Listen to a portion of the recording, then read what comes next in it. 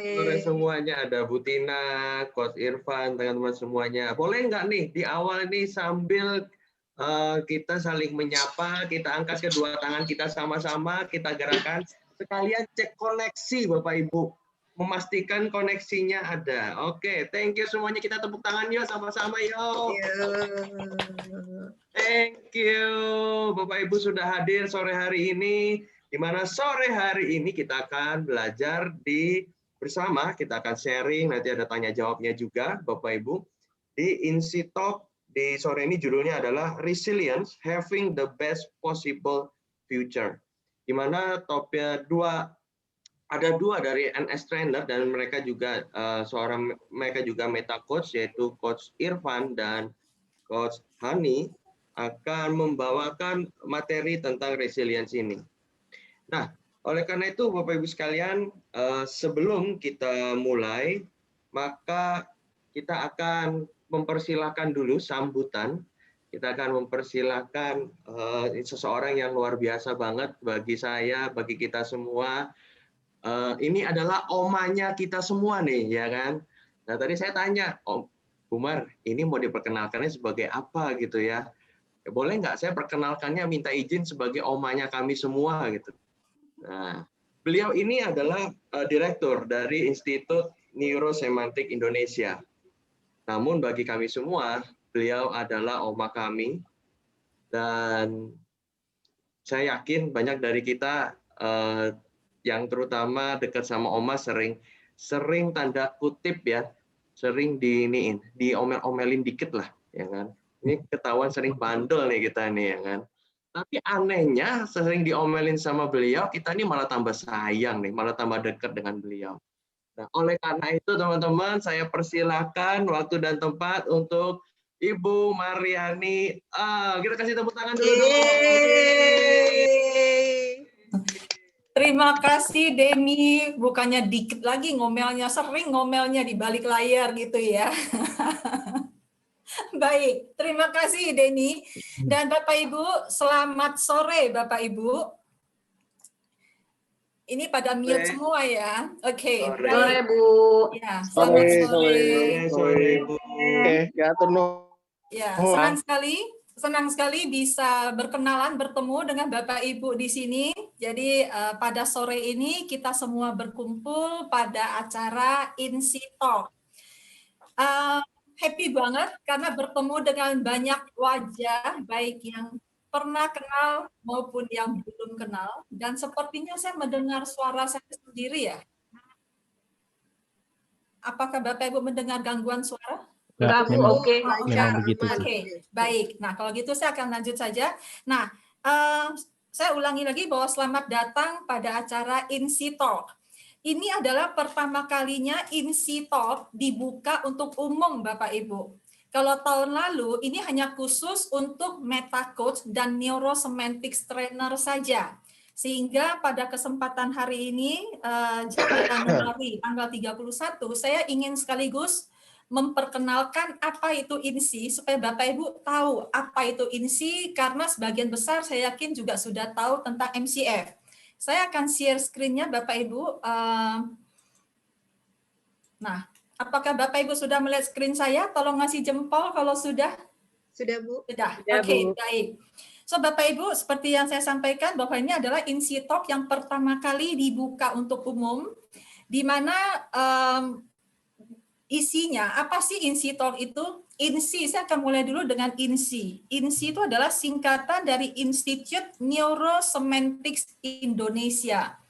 Jadi Institute of Neurosemantic Indonesia, kalau Bapak Ibu bayangkan itu seperti institut akademi universitas, maka di Indonesia ini adalah kumpulan dari trainer-trainer Neurosemantics Indonesia. Jadi saya akan tampilkan wajah-wajah. Saat ini di Indonesia ada 18 trainer neurosemantics yang boleh memberikan kelas-kelas neurosemantik practitioner, APG, coaching esensial, dan juga kelas master. Nah, kami ini 18 trainer ini bersama-sama juga berada dalam bagaimana mengembangkan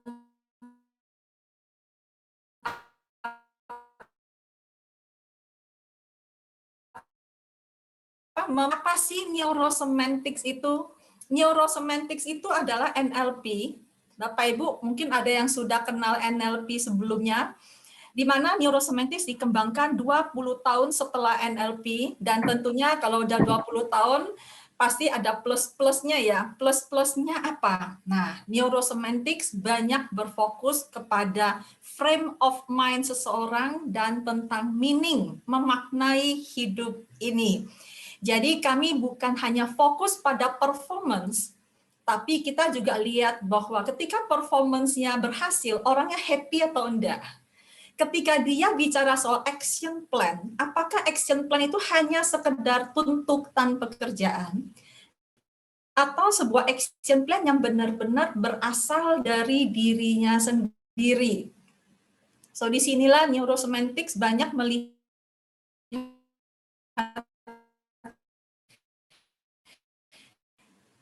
di dalam neurosemantics selain ada 18 trainer juga bergabung MetaCoach Foundation. Jadi MetaCoach Foundation forum kumpul coach. Jadi kalau Bapak Ibu mengenal ada trainer-trainer neurosemantik juga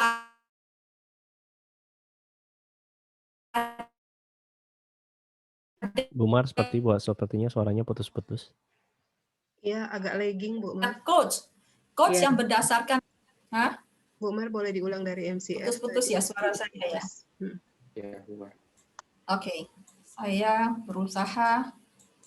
Nah, apakah sudah mulai baik? Mudah-mudahan. Sudah, Bu. Oke, baik. Nah, saya akan lanjut.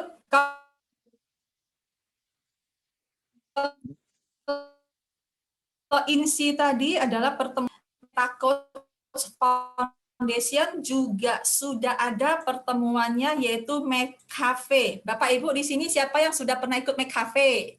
Karena McCafe ini setiap bulan diadakan pada Rabu kedua. Pada Rabu kedua Bapak Ibu.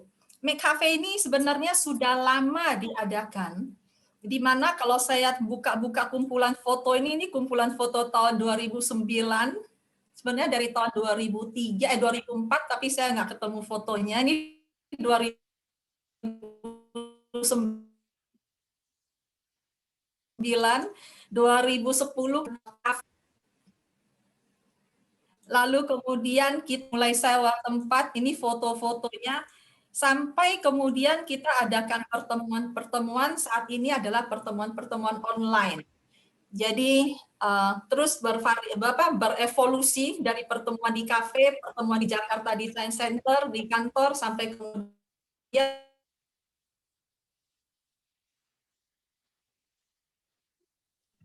Bu Mar putus-putus lagi sepertinya. Ya, benar.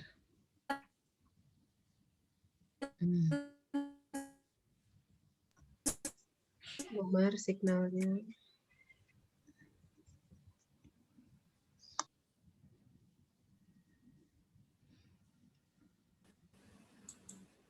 Bu Mar, sudah oke? Oke. Sudah. Saya merasa saya ngomong sendiri. Iya, putus tadi. Sampai di mana Bapak Ibu kedengaran saya, Pak? Tadi kedengaran di mana? Sampai MetaCoach itu dari JDC lalu online. Iya, berevolusi dari sewa kafe, minjem ruang makan, lalu di kantor di Grand Sleepy, sampai kemudian jadi online sekarang ini tiap Rabu kedua.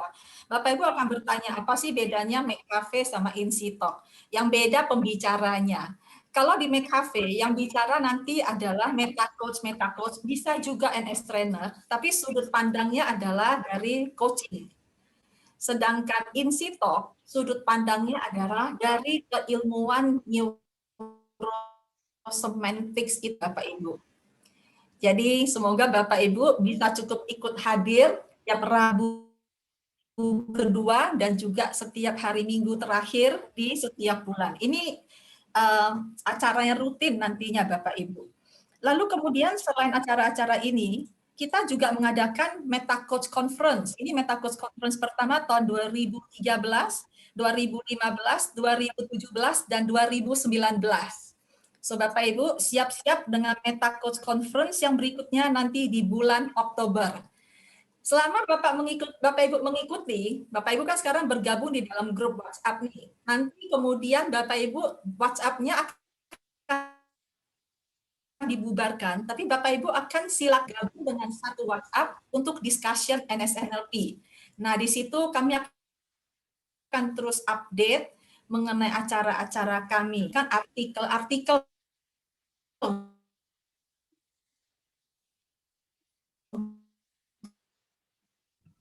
Bu, hilang lagi.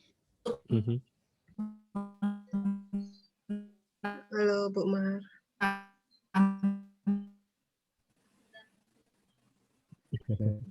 Suaranya putus-putus lagi, Bu Mar. Hello. Iya, Bu Mar tadi Iya, keputus sampai saya percepat artikel. aja ya. Ya, oke, saya akan lanjut saja. Saya hanya mau beritahu bahwa Bapak Ibu sekarang bergabung di WhatsApp group. Nanti habis acara bubar, jangan langsung bubar, tapi bisa bergabung di WhatsApp group yang lebih besar, di mana di situ akan diberitahu acara-acara kami sehingga Bapak Ibu nggak ketinggalan. Ya. Nah, saya ingin menjelaskan sedikit tentang apa visi misi dari INSI itu sendiri. Berbasis pada neurosemantics, saya garis merah aja karena panjang. Yang saya garis merah adalah tugas kami sebagai NS Trainer dan Neurosemantics Indonesia adalah to create an inspiring meaning. Lalu bagaimana mengintegrasikan into performance. Jadi saya berharap kita semua bukan hanya teorinya, tapi bagaimana mampu integrate dalam performance kita. Jadi Bapak Ibu habis belajar di sini, nanti tahu applying what we know to ourselves untuk menutup knowing to doing gap kita dan kemudian unleash potensi kita. Jadi kita punya ilmunya, lalu tahu bagaimana menerjemahkannya menjadi bentuk-bentuk praktek. Lalu kemudian misi kami adalah, saya baca yang garis besarnya aja, adalah to eliminate the knowing doing gap.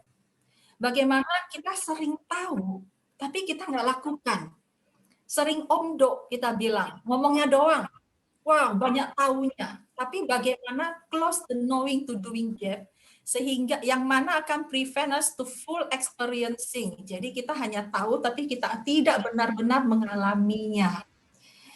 So, ini adalah visi misi dari INSI dan juga Neurosemantics. Mudah-mudahan apa yang ada di kami ini bisa membantu Bapak Ibu untuk create no meaning, meng-create lebih banyak makna dalam setiap performance, setiap behavior, setiap tingkah laku kita, sehingga membuat hidup lebih hidup lagi Bapak Ibu. Nah, satu layar lagi terakhir, bahwa INSI adalah kumpulan dari 18 trainer, di mana sebagai institut di Indonesia, kami juga punya susunan pengurus, dan pengurus-pengurus ini rajin mengadakan meeting, di mana di dalamnya ada wakil ketua, ada bendahara, ada sekretaris, dan juga ada beberapa divisi, ada divisi network, ada divisi program, dan juga ada divisi digital marketing, apa ya satu lagi, komunikasi atau komputer kan? Markom. Digital. Di Markom. So Hani orangnya. Nah, dari sana Bapak Ibu nantinya selain pertemuan-pertemuan kita, Bapak Ibu juga bisa mengakses website kita, Bapak Ibu. Ini nanti di foto ya, biar kalau penting bisa tahu. Ada websitenya di www.neurosemanticsindonesia.com. Juga ada Facebook page. Nah, ada 2, Neurosemantics dan Meta Coach. Juga ada Instanya di MCF Indonesia, dan juga ada YouTube-nya di Neurosemantics Indonesia.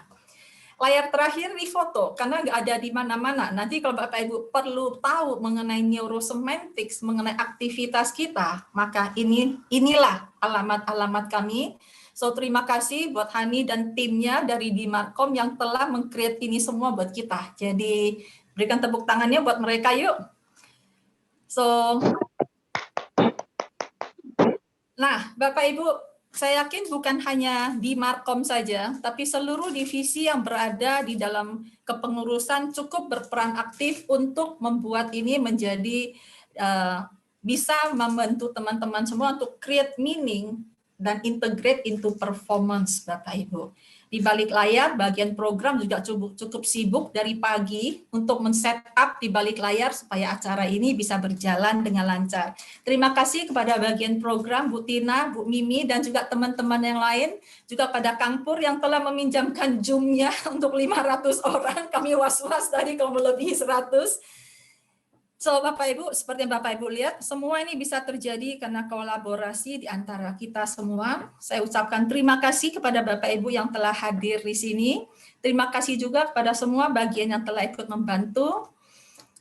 Thanks a lot, dan selanjutnya silakan menikmati sesi berikutnya. Saya kembalikan padamu, Denny. Tanpa ngomel, Den. Terima kasih, Bu Mar. Kita kasih tepuk tangan untuk Bu Mar, Bu Mariani, teman-teman semuanya. Yeay! Saya perlu share screen-nya stop ya, say. Ya.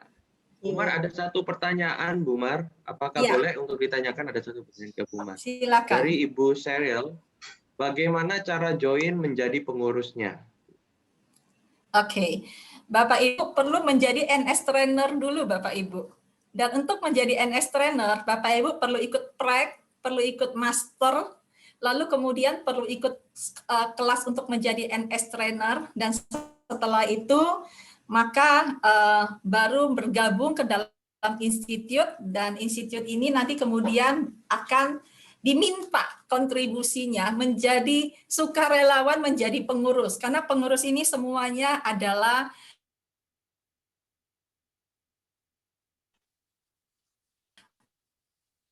Udahlah, suspense langsung. Gua takut diomelin. volunteer, dananya disumbangkan semua. Ya, jadi ini non-profit. Saya kira itu saja, internet saya nggak bagus, Den. Baik, Bu Mar, terima kasih banyak untuk jawabannya dan terima kasih untuk Ibu Cheryl atas pertanyaannya. Nah, Bapak Ibu sekalian, sebelum kita mulai ada beberapa hal yang akan disampaikan, yaitu untuk ground rules untuk acara kita di hari ini, di sore ini. Yang pertama adalah Bapak Ibu sekalian, acara ini berlangsung kurang lebih 1,5 jam, yang dimana 1 jam adalah untuk, tadi 15 menit adalah untuk perkenalan INSI, dan kemudian berikutnya lagi 1 jam nanti adalah pemaparan untuk materi, dan kita memiliki waktu sekitar 15 menit untuk sesi tanya jawab. Yang kedua adalah para peserta harap menyalakan video agar interaksi bisa terasa walaupun ini adalah sesi virtual. Jadi supaya terasa nendang mungkin ya, atau terasa ini benar-benar belajar, ini maka kami mengajak Bapak Ibu semuanya untuk sama-sama kita menyalakan videonya.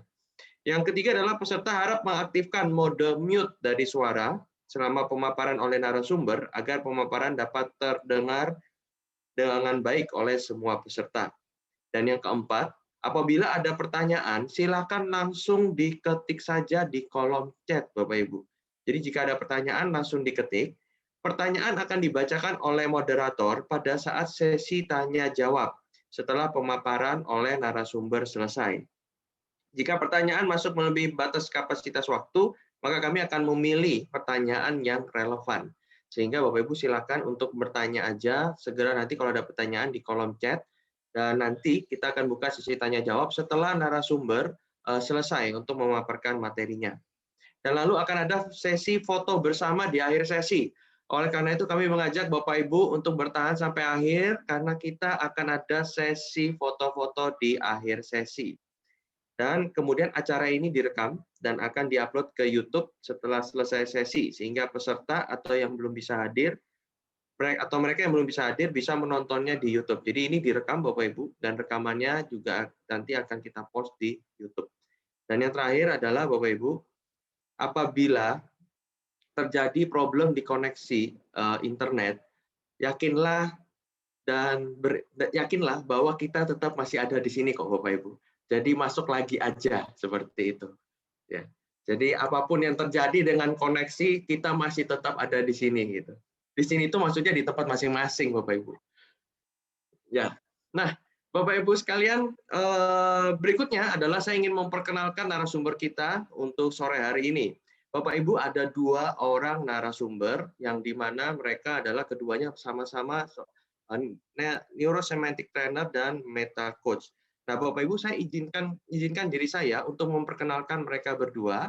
nanti berikutnya nanti mereka akan langsung memberikan materi dan dari satu pemateri ke pemateri yang satu nanti akan langsung. Jadi izinkan saya untuk memperkenalkan mereka dahulu.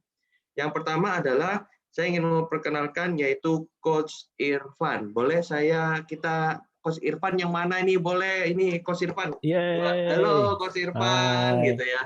Dan kita bisa sama-sama sapa ya teman-teman. Yuk saya ngajak teman-teman sapa sama-sama. Kita katakan halo Coach Irfan. Boleh ya? Oke, 1, 2, 3. Halo Coach Coach Irfan. Halo Coach Irfan. Ya, yes. Nah, Bapak Ibu Hai sekalian, Coach Irfan. Hai, ya, welcome. ini banyak penggemarnya Coach Irfan kayaknya sore ini. Nah, Coach Irfan adalah seorang MBA dari University of Central Oklahoma. Coach Irfan berpengalaman lebih dari 9 tahun dalam retail modern, 4 tahun dalam riset marketing baik di Indonesia maupun di Amerika Serikat, 3 tahun dalam industri manufaktur dan 5 tahun dalam pengembangan manusia. Saat ini Coach Irfan adalah presiden dari Meta Coach Foundation Indonesia. Sehari-harinya berprofesi sebagai Well-being and Executive Leadership Meta Coach. Dan beliau adalah seorang neurosemantic trainer dan group and team coach. Nah, jadi luar biasa banget untuk Coach Irfan. Dan kemudian saya perkenalkan sekalian untuk narasumber kita yang kedua. Narasumber kita yang kedua ini juga tidak kalah hebatnya. Boleh nggak kita sapa sama-sama Coach Hani? Mana Coach Haninya nih? Aku lagi cari. Hai Coach Hani. Coach Hani. Hai Coach Hani. Coach Hani Hunggoro. Jadi beliau adalah seorang people and organizational consultant. Jadi kalau Anda pencari yang ahli di dalam bidang people and organization, beliau adalah seorang konsultan. Dan kemudian financial and career coach, dan juga adalah seorang MS trainer, Bapak Ibu sekalian. Nah, nanti Bapak Ibu bisa banyak belajar dari beliau. Dan tanpa panjang kata lagi, Bapak Ibu sekalian, kita kasih tepuk tangan yang paling meriah untuk narasumber kita yang pertama hari ini, gitu ya. Yang meriah itu kayak gini, Bapak Ibu, yang seperti saya kayak gini, halo, gitu ya. Oke, kita kasih tepuk tangan yang meriah untuk Coach Irfan, Yeay. Silakan, Thank you, Coach Dan. Irfan. Seru banget, Dan. Assalamualaikum warahmatullahi wabarakatuh. Salam sejahtera buat kita semua. Senang sekali kita bisa berada di sini. Dan ini pertama kalinya Insi Talk diadakan untuk umum. Jadi ini sebuah kehormatan bagi saya dan Hani untuk kita bisa bersama di sini. Dan saya sama Hani sifatnya kita akan tektokan aja. Jadi Han, anytime you are ready, just feel free to jump in. Tapi mari kita mulai dengan apa itu resilience. Kan kita semua di sini mau mengetahui tentang resilience ya. Apa sih resilience? Apa sih ketahanan diri? Kalau saya menyebutnya dalam bahasa Indonesia ini ketahanan diri. Atau ada yang bilang ini adalah tentang kemampuan untuk melenting ketahanan diri kita. Di sini nggak ada yang bisa menyangkal bahwa fakta saat ini kita semua sedang berada di dalam satu situasi di mana kita semua sedang terpenjara atau terkungkung atau sedang terlimitasi gerakannya karena sebuah virus yang bernama COVID. Di awal-awal saya nggak pernah menyangka bahwa kita semua akan bisa diam di rumah selama hampir sekarang udah masuk 11 bulan karena sebuah organisme yang kecil. Di Januari tahun lalu saya nggak pernah menyangka ini akan terjadi. Bahkan rencana saya dari tahun kemarin tuh sejak Januari sebenarnya sampai April, Mei itu semua sudah fully book ada training. Namun karena keadaan ini, karena keadaan yang mikroorganisme kecil ini, semuanya jadi berubah. Dan ini adalah fakta hidup.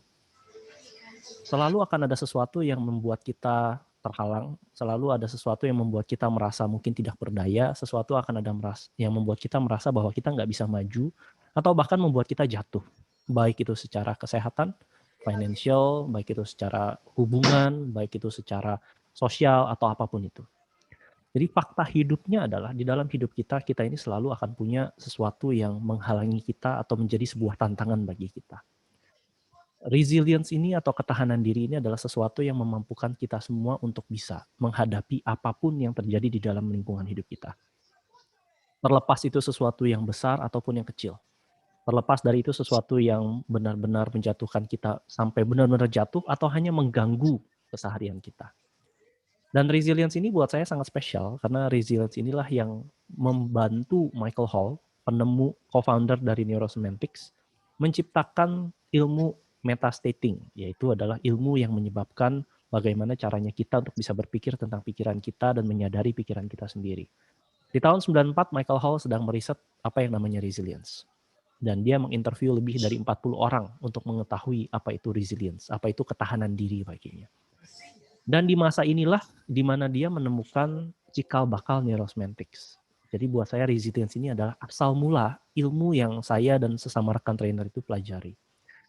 Dan kalau ditanyakan, mungkin kalau ditanyakan kita semua di sini, boleh jawab di chat ya.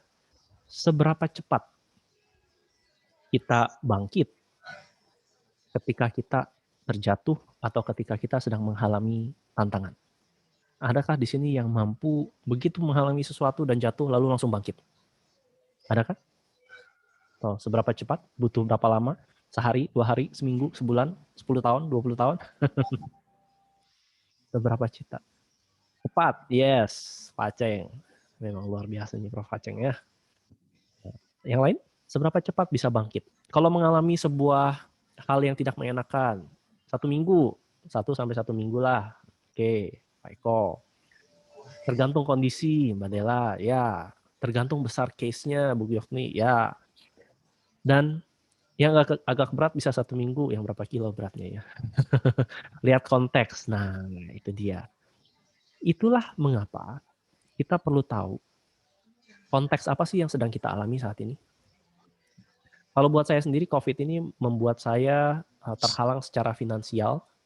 Beruntungnya secara kesehatan saya belum terkena, jadi nggak ada masalah di sana. Tapi secara finansial, semua usaha yang mau dilakukan jadi tidak bisa dilakukan. Akhirnya ini menghalangi saya untuk mencapai tujuan-tujuan finansial saya di tahun kemarin.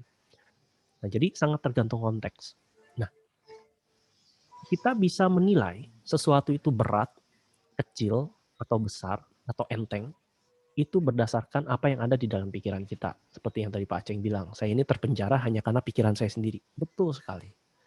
Sehingga fakta yang terjadi di dunia luar bukanlah fakta yang kita alami di dunia dalam kita. Karena di dalam dunia dalam kita, kita memiliki dunia pemikiran. Sedangkan kita semua, saya dan teman-teman di sini, mengalami kenyataan itu bukan dari dunia luar, tapi kita mengalami kenyataan di dalam dunia dalam. Jadi tergantung bagaimana saya berada di dalam dunia dalam saya, yaitu pikiran saya dan perasaan saya, mengalami apa yang saya anggap ini sebagai sebuah tantangan.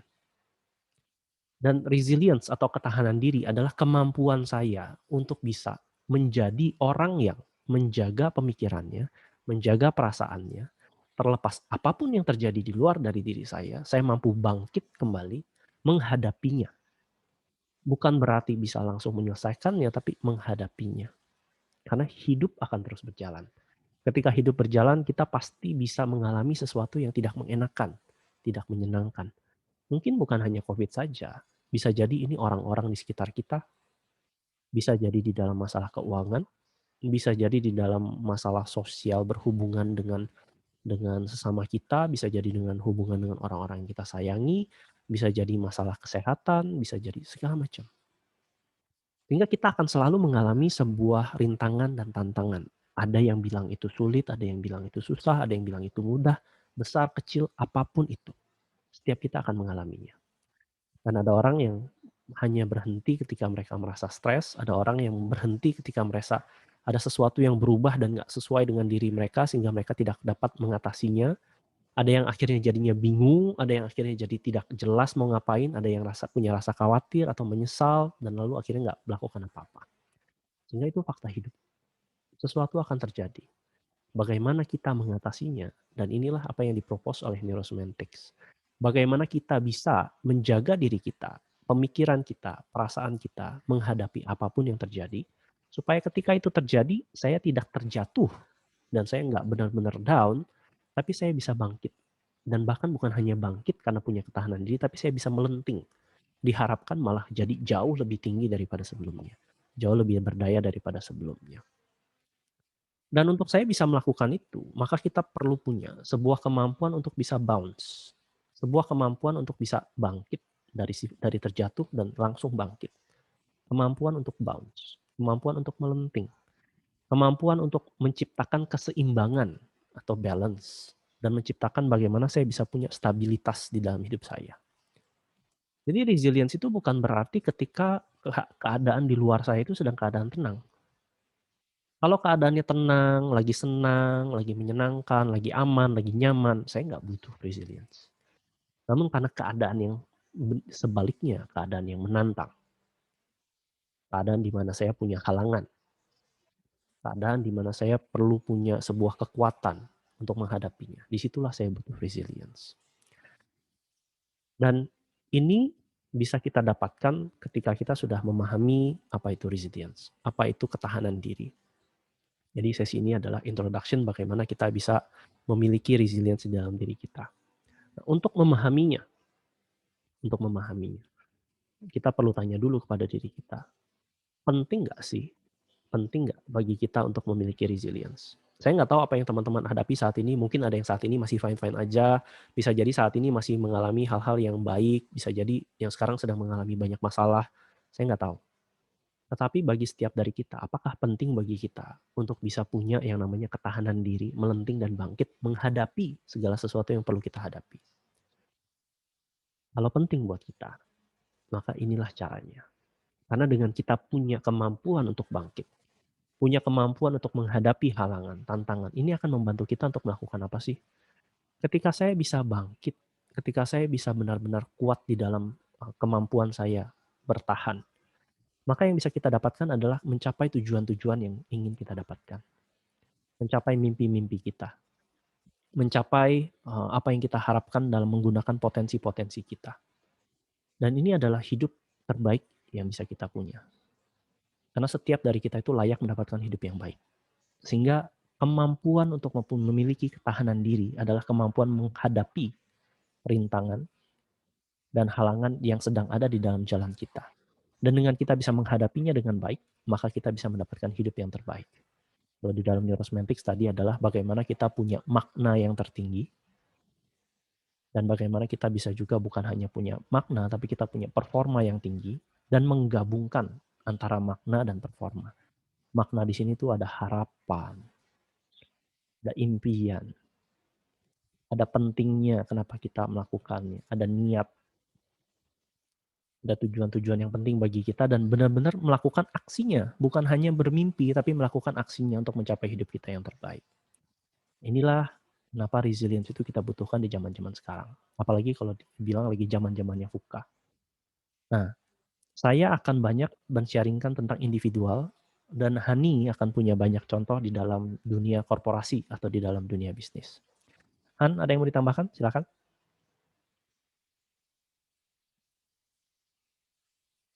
Hani, are you there?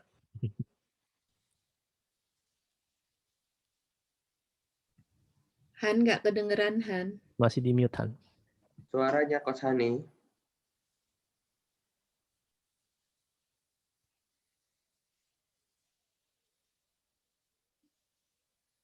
Adakah? Suaranya belum kedengaran, Han. Hani udah ngomong tapi nggak kedengeran. Ya, salah. Oke. Han, jump in aja ya. If you are ready, just jump in. Oke.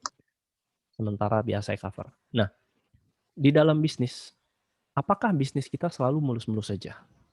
Apakah bisnis kita itu selalu baik-baik aja? Kemungkinan enggak. Karena saya juga punya pengalaman di bisnis, hampir 14 tahun saya di bisnis. Dan saya tahu bahwa di bisnis itu jarang sekali smooth sailing. Bahkan saya mulai khawatir kalau saya lagi smooth sailing.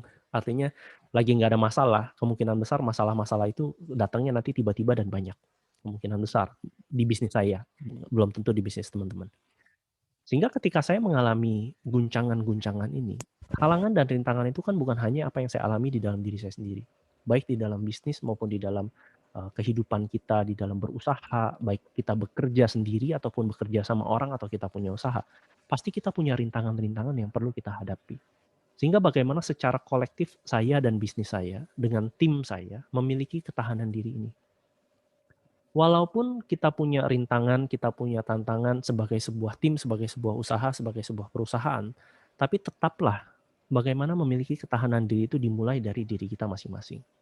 Bagaimana ketahanan diri itu dimulai dari saya sebagai seorang pribadi bisa bertahan, dan bukan hanya bertahan tapi juga menginspirasi tim saya.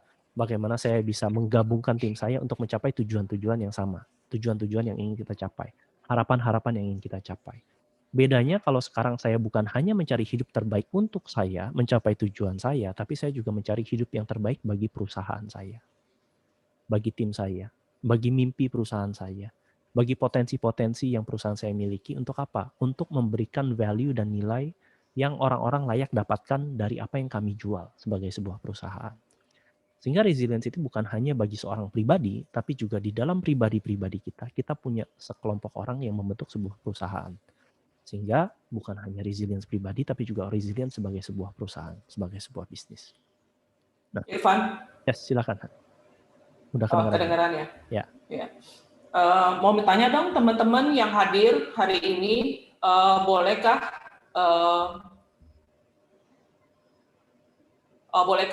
stated teman-teman tuh apakah career profesional atau business owner atau self-employed, trainer atau dokter atau apapun di kolom chat aja boleh. Satu kata aja teman-teman tuh. Profesional, CV, business owner, Denny, employee dan business owner. Aku share ya, Van. Aku Ya, take over. silakan. Guru TK, menarik sekali. Itu Iya, pekerjaan guru berat TK. tuh sekarang loh. Itu saya sangat berempati dengan guru TK anak saya. Oke. Ada lagi? Karyawan swasta, dosen, psikolog Wow. sekolah. Wow. Wow. Oke. Karyawan. Ya. Oke. Teman-teman tolong continue chat ya, melanjutkan apa yang tadi Irfan ngomong. Betul sekali bahwa saya melihat banyak resilience itu adalah ketahanan diri gitu. Tapi kita coba ngobrol sebentar karena banyak teman-teman karyawan juga business owner. Apa yang sebenarnya terjadi di COVID ini? What happened gitu? Saya ingin share topik saya. Ya, bagaimana kita bisa survive, kita bisa move on dari survival ke turnaround. Gitu. Irfan, kalau signal saya problem, langsung take over aja ya. How to transform bisnis kita, orang kita, tim kita, organisasi kita ke thrive. Gitu. Dan bagaimana resilience training, resilience knowledge itu berpengaruh. Mengambil peranan yang penting. Oke. Kalau saya boleh tanya teman-teman, apakah Anda business owner atau teman-teman adalah bekerja di sebuah perusahaan atau di sebuah industri sebagai profesi, tempat Anda bekerja, konteks Anda bekerja, sudah ada di stage mana? Apakah masih di business as usual? Kalau iya, tolong ketik aja B, gitu ya, B. Apakah teman-teman bisnis Anda sedang dalam survival mode? Kalau iya, ketik aja S, gitu kan? Apakah udah maju tuh ke turnaround gitu ya? Gua nggak tahu sih hanya turnaround apa, tapi kira-kira kayaknya gue udah turnaround deh, gitu. T, gitu ya. U. Oh, atau malah sudah thrive gitu.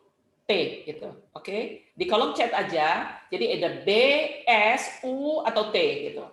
Oke. Wow, business as usual, survival. S, B, T. Wah, ada yang sudah thrive. Wow. Berusaha thrive. Oke. S. Oke, berarti itu bisnis Bapak ya. Itu bisnis di mana konteks kita berada gitu kan. Nah, pertanyaan saya kedua gitu ya. Jadi, tolong dijawab lagi dengan B, S, U sama T, tapi pertanyaan saya adalah untuk Bapak, teman-teman yang datang sekarang, ya, jadi bukan tim Bapak, bukan bos Bapak gitu ya, kita sendiri. Mindset kita ada di mana? Mindset kita, apakah kita ada di mindset business as usual masih? Jadi masih di masa lalu? Atau mindset kita mindset survival? Atau bisnis kita survival tapi mindset kita udah thrive?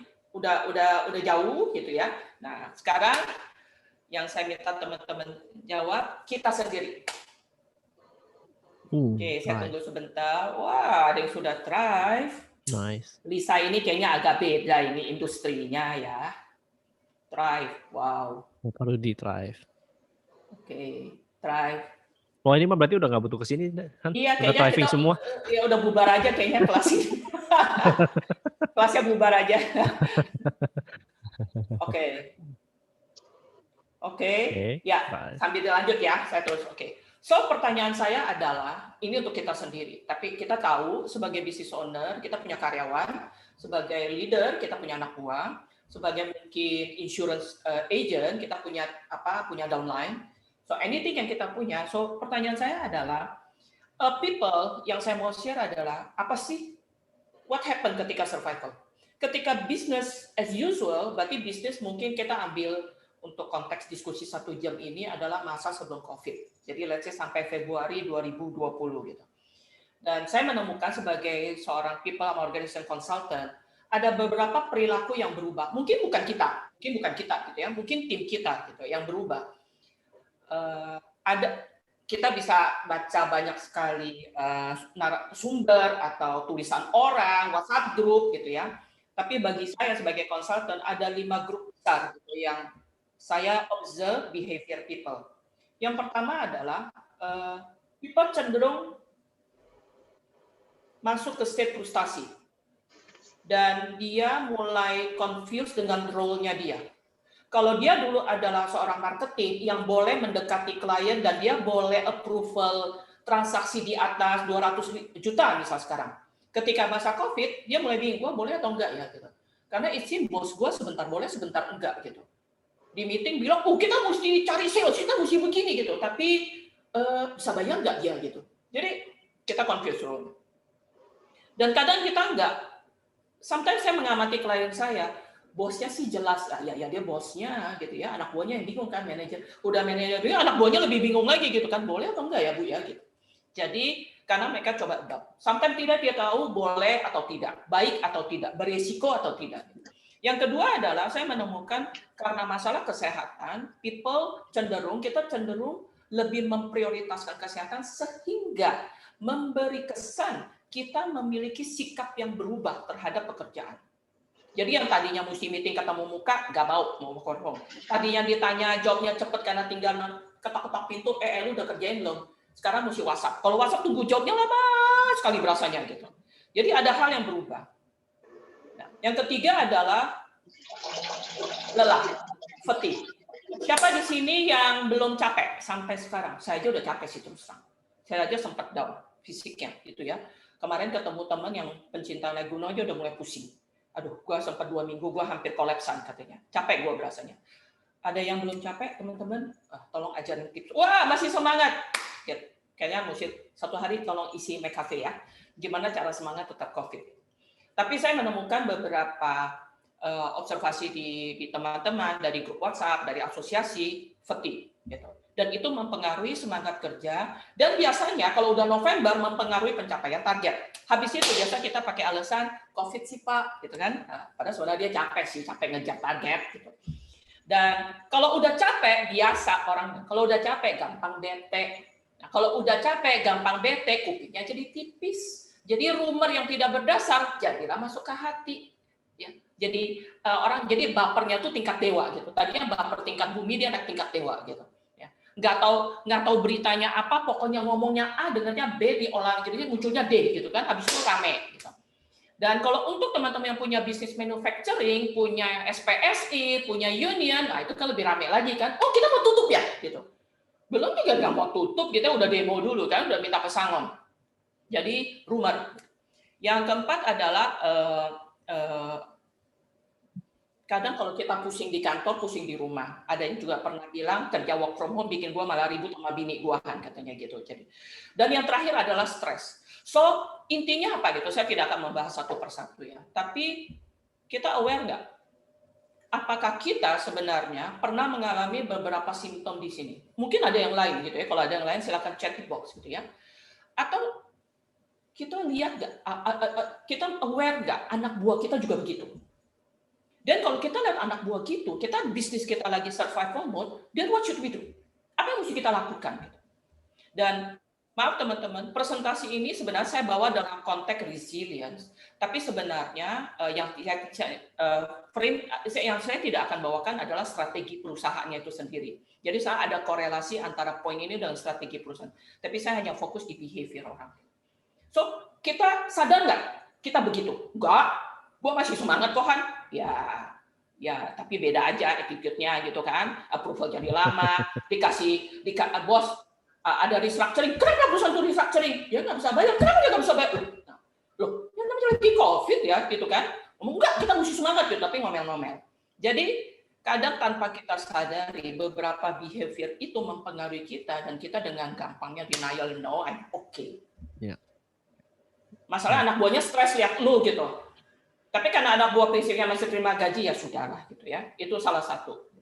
Nah, pertanyaannya adalah kan boleh delegasi ke atas. Boleh ya Pak ya? Delegasi bukan ke bawah ya, ke atas. Bosnya baik sekali itu kalau boleh delegasi. Jadi bosnya aja yang kerja gitu ya. Kita nggak usah kerja gitu. Oke. Nah, pertanyaannya adalah tolong ada 3 slide di depan. Saya mau teman-teman pilih gitu ya. 1, 2, 3. Terserah, Anda mau jawabnya merepresentasi Anda atau merepresentasi situasi tempat Anda bekerja. Boleh perusahaannya, boleh divisi Anda sendiri gitu ya. Yang pertama. Ada di mana kita sekarang? Yang pertama, apakah bisnis Bapak ada di survival mode? Ya. Tapi orang-orang Bapak, orang-orang teman-teman semua masih business as usual. Contoh, saya kasih contoh nih. Kemarin saya 2 minggu lalu saya meeting sama klien, terus bosnya udah bilang, Han, lu tolong dong ketemu training manager, HR manager. Oh ya udah, dia mau, ya lu dengerin aja deh, gitu. Lu kasih tahu gua ya. Terus begitu presentasi, ini yang terjadi kira-kira. Dia memaparkan training plan dia 2021 dan kalimatnya begini. Tahun lalu Bu, itu harusnya tahun training kita, oke? Tapi nggak jadi. Terus saya masih dengan bingung, kenapa? COVID Bu, oh ya udah, oke. Jadi, saya putuskan pindahkan budgetnya ke 2021. Semua trainer pasti demen deh. Oh, dan kita panjang, budgetnya gede. Saya cuma dengerin, oh iya. Pak, lu dapat dari mana training sepanjang ini? Saya lagi pikir ini lagi COVID, dia mau training apa? Saya kirim training need analysis ke semua orang. Semua jawab, Bu, saya compile. Ini akan pakai external provider. Kita akan undang ini, undang itu. Ada beberapa trainer gede yang dia undang. Saya lagi pikir nama saya ada nggak ya gitu ya. So, sudah selesai, saya cuma bilang, Pak, kita lagi COVID kan ya? Iya. Bapak tahu kan? Kebetulan ada direction dari bos, kebetulan yang saya dengar lah gitu. Direction ini kan. Terus, emang bakal di-approve ya? Maksudnya nggak cocok gitu loh, antara atas suruh hold biaya sama dia training. Itu dia lagi pikir. Dia ada diem. Iya juga ya Bu ya gitu. Itu contoh orang yang lagi survival, tapi bisnisnya itu as usual. Apakah ada tim kalian yang seperti itu? Bu, komisi gue mana? I think I do it. Komisi gue tadi 20%, kenapa cuma 10%? Oh, tahun ini nggak naik gaji, Bu. 2019 sih nggak naik gaji, Bu. Saya sih ngerti ya. 2020 nggak naik juga gitu. Atau ada yang enggak ngeluh sih, kita paham sih, tapi kita udah 2 tahun nggak naik gaji.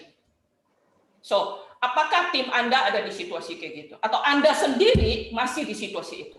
Tahu survival, tapi secara nggak sadar bisnis kita, mindset kita masih yang di as usual. Itu yang pertama. Yang kedua, atau perusahaannya udah gerak, kan udah 8 bulan kan, saya percaya nggak semua orang tinggal diam. Nah, kita udah mulai gerak tuh, udah mulai turn around. Ada certain strategi yang udah kita jalankan gitu ya. Kita udah mulai tuh ada light di end of the tunnel gitu, udah ada cahaya gitu. Tapi mindset kita udah karena kelamaan survival, kita ikutan survival yang harusnya melakukan turn around, kita masih survival. No, jangan lakukan. Nanti kita nggak ada duit, kita jangan invest, kita tiarap aja. Gitu. Atau itu. Atau kita ada di dunia itu, atau kita sendiri tanpa kita sadari, kita masih membawa survival mindset kita. Padahal sudah waktunya kita melakukan strategi turn around. Ketiga, ada yang mau udah jalan dari turn around, udah mau ke thrive gitu ya. Malah udah ada yang nyampe lagi bisnis, tahu kita mesti melakukan ini, kita akan planning ini, kita melakukan itu gitu ya. Udah mulai hitung, udah mulai discuss sama CFO, kita mesti begini, mesti begitu.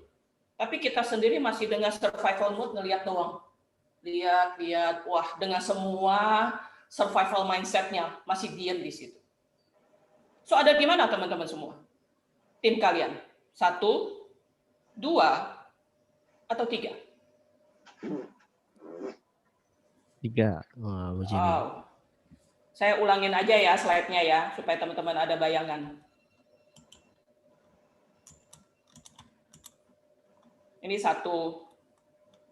Tapi ini di 2. Kebanyakan di 1. Oke.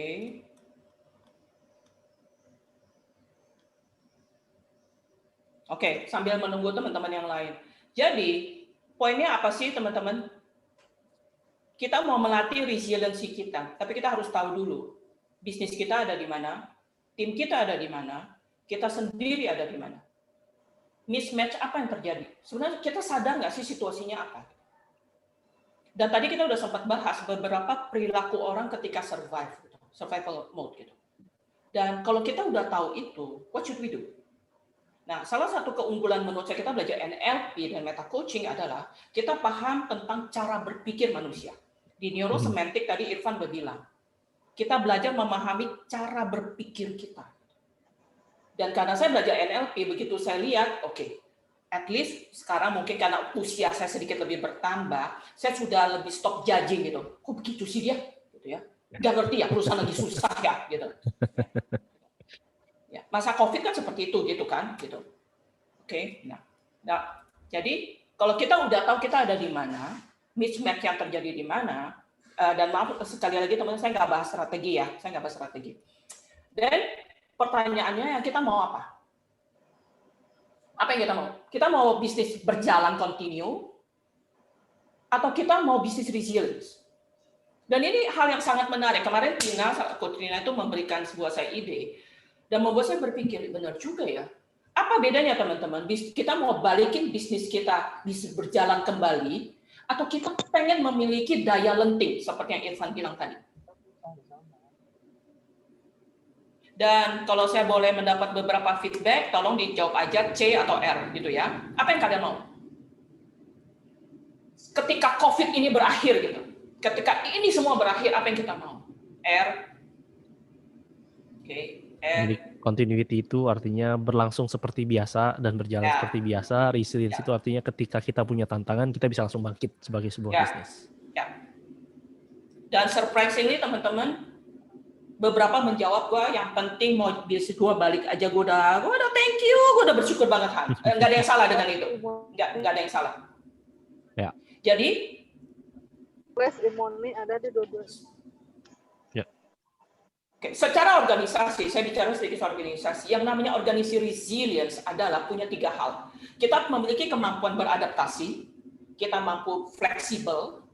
Jadi kalau yang tadi nggak bisa dilakukan dengan offline, kita lakukan dengan online. Yang tadi kita melakukan approval untuk sebuah kontrak customer dengan cara legal document, kita lakukan dengan cara mungkin online legal document, menambah signatory, let's say. Kita tadinya perlu 100 kriteria untuk risk management, sekarang nggak bisa, kita cuma bisa 70, kita mencoba mensiasati 30-nya, being flexible. Kalau ada bagaimana kita beradaptasi dengan bisnis. Saya senang makan makanan Korea, walaupun saya tidak suka drakor. Jadi saya nggak suka drakor, tapi saya suka makanannya. Gitu ya. Salah satu restoran yang saya suka makan sama tim saya itu Magal, restoran Magal. Nah, tim saya suka menabung, nanti dia bilang, Bu, udah cukup kita makan Magal ya, gitu. Kan tahu kan restoran semua tutup dari April kan. Nah, suddenly teman saya, anak buah saya, Bu, kita makan Magal. Nggak bisa. Bisa Bu, kita undang Magal ke rumah gitu. Dan dari semua restoran Korea cuma Magal yang mau melayani ke rumah. Jadi dia ada protokolnya gitu. Jumlah orang berapa, lu pesen apa, kriterianya apa. Dan saya pikir-pikir Magal itu, akhirnya kita pergi sekali kena boleh makan, kita ke restoran, kita interview dia gitu. What you do during, how do you adapt gitu dengan the business gitu. Dan dia bilang dari banyak restoran Korea, hanya Magal yang masih cukup mendatangkan, karena dia beradaptasi. Gitu. Saya pikir, wah, klien sampai kesenangan gitu, bisa ngundang Magal. Gitu ya. Itu contoh adaptability. Dan yang ketiga, apa yang kita bisa pelajari?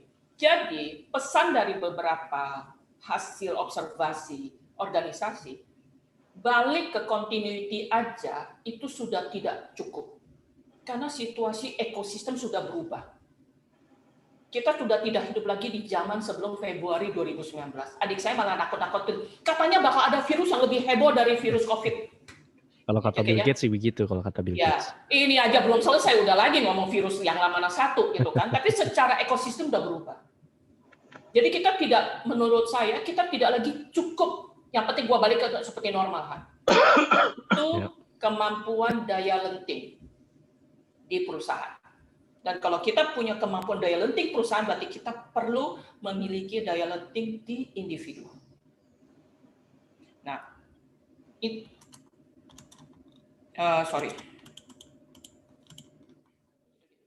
kalau bisnis continuity hanya membawa kita balik seperti dulu. Syukur-syukur balik sih, syukur-syukur balik.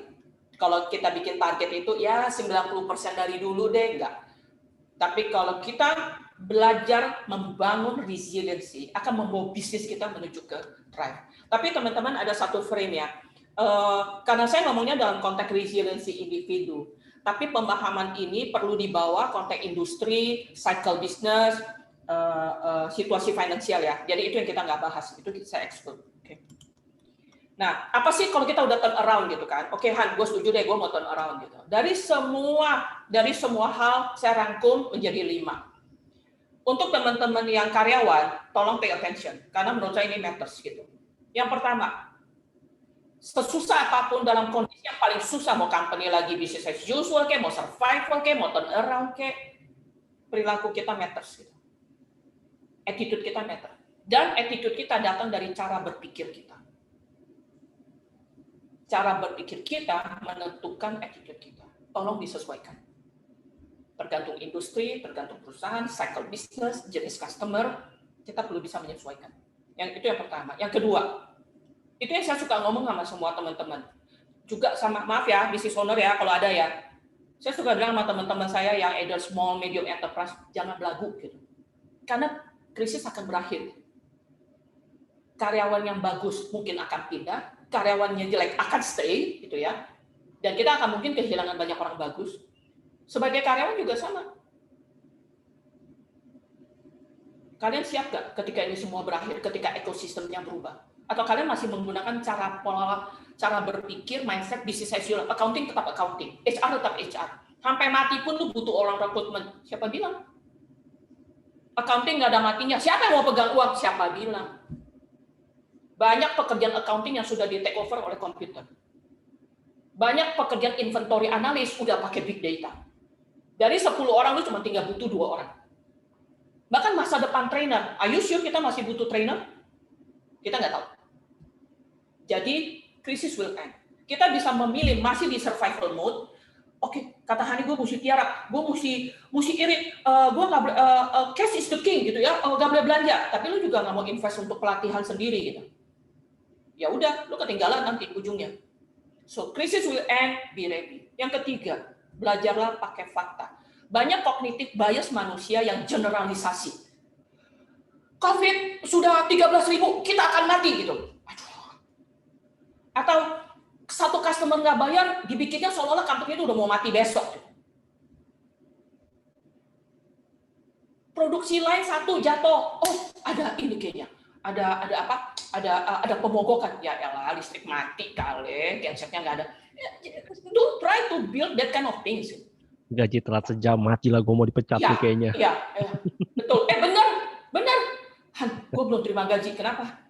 Udah sejam kan? Ya elah baru sejam gitu ya. Tunggu kali, gue bilang itu pas hari Jumat gitu. Kemana? Don't try to udah masih mending nakut-nakutin sendiri, tuh nakut-nakutin timnya lagi. WhatsApp grup dikirimin yang serem-serem gitu. Apa gunanya sih ya? Kita lagi turn around, hello, mau turn around. Lihat ke depan. Nah itu contoh orang yang ngomongnya, iya kita mesti turn around. Kita turn around, tapi mindsetnya masih mindset survival. Udah kayak jaka sembung bogolok. Gitu.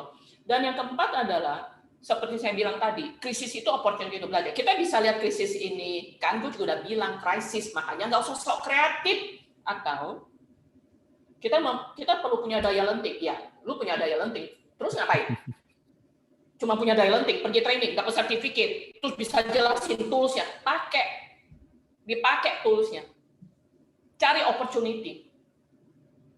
Saya sangat percaya sesusah apapun saya sebagai konsultan gitu ya, proyek saya banyak pihak juga, pasti ada opportunity. Asal kita punya frame yang benar, kita punya resiliency, kita punya kemampuan bertahan, melihat challenge. Akan ada opportunity. Dan sebagai leader, menurut saya kita perlu itu. Dan terakhir pesan untuk orang karyawan, jangan pernah tunggu company menjaga kalian. Itu nggak ada judulnya. Jadi kalau kalian one day dipecat, dan kalian bilang sama saya, nitip CV ke saya sebagai headhunter, gue nggak siap Han dipecat, ya gue akan bilang salah sendiri sih. Gitu. So bersiap-siaplah. Itu beberapa mindset atau behavior yang diperlukan ketika turnaround. Baik Anda sebagai leader atau Anda sebagai diri sendiri. Oke. Saya mungkin nggak bisa baca chatnya satu-satu ya teman-teman, karena saya lagi habis ini saya baca. Jadi apa yang kita mesti lakukan? Apa yang kita mesti lakukan? Gitu kan? Ini penghujung slide saya. Sorry ya, bentar. Ada 3 menurut saya. Yang satu, udah pasti kita mesti paham industri kita apa, cycle kita ada di mana, ada cycle ada di mana. Iya betul Bu Elia, siap-siap benar. Itu that's a good word, siap-siap. Gimana siap-siapnya gitu kan? Nah, yang satu kita perlu understand dulu business survival sama turnaround strategi. Ya, yang kita nggak bahas hari ini gitu. Yang kedua, survival butuh mindset sendiri, turnaround butuh mindset sendiri. Kalian perlu tahu itu bedanya, dan itu berbeda teman-teman. Dan tolong perhatikan jika ada yang mismatch. Harusnya turnaround, mindsetnya masih. Ngomongnya, perilaku di depannya, kelihatannya turnaround, mindsetnya belum. Dan yang ketiga, dan seperti Irfan bilang, mulailah membangun kekuatan resilience. Jadi 3 hal. Tentu action plan-nya panjang ya, bisa saya rasa 30 slide PowerPoint kayaknya ya, tapi intinya aja, karena kita cuma 1 jam. Jadi, apa ya? Oke Han, gue agree, develop people resilience. Intinya adalah kita mulai dengan mendevelop resilient. Karena resilient di neurosemantik, dan kita perlu memahami mindset apa yang kita butuhkan. Resilient itu seperti apa sih kita? Karena kita boleh punya strategi apapun. Kita boleh punya kemampuan. Saya aja CFA gitu kan. Oke lah, financial dikit-dikit gue tahu lah gitu kan. Atau Anda sudah 20 tahun di asuransi, tahu lah jatuh bangun. Tapi you need to start with resilient. Terutama di situasi yang aneh bin ajaib seperti sekarang. Karena ekosistem yang sekarang itu totally berbeda. Nggak tahu siapa yang bikin, gue nggak mau tahu gitu. Ada pakai teori konspirasi. Ya pokoknya kita ada di ekosistem yang berubah. Gitu. So we need to start with the resilience. Sesuatu yang dicanangkan oleh Michael atau ya 30 tahun lalu ternyata kepake tuh sekarang. Jadi the first fundamental adalah resilience. Daya lenting kita sendiri. Dan jika Anda adalah leader, saya menyarankan ya carilah training tentang resilience. Ya. Ada beberapa definisi resilient, tapi saya akan let Irfan yang jelasin lebih lanjut. Dan saya mau conclude harapan saya. Nah, udah ikut kelas ini gitu ya, adalah menurut saya ini yang perlu terjadi. Ketika turn around, orang bersama-sama jalan turn around dengan mindset turn around. Kalau perlu, udah ada sebagian yang sudah berjalan dengan mindset thriving. Kalau bisa, orang yang masih itu agak jauh dipinggirin lah gitu. Kalau kalian yang baju merah, tolong segera ganti baju, ganti topinya menjadi ganti topi biru.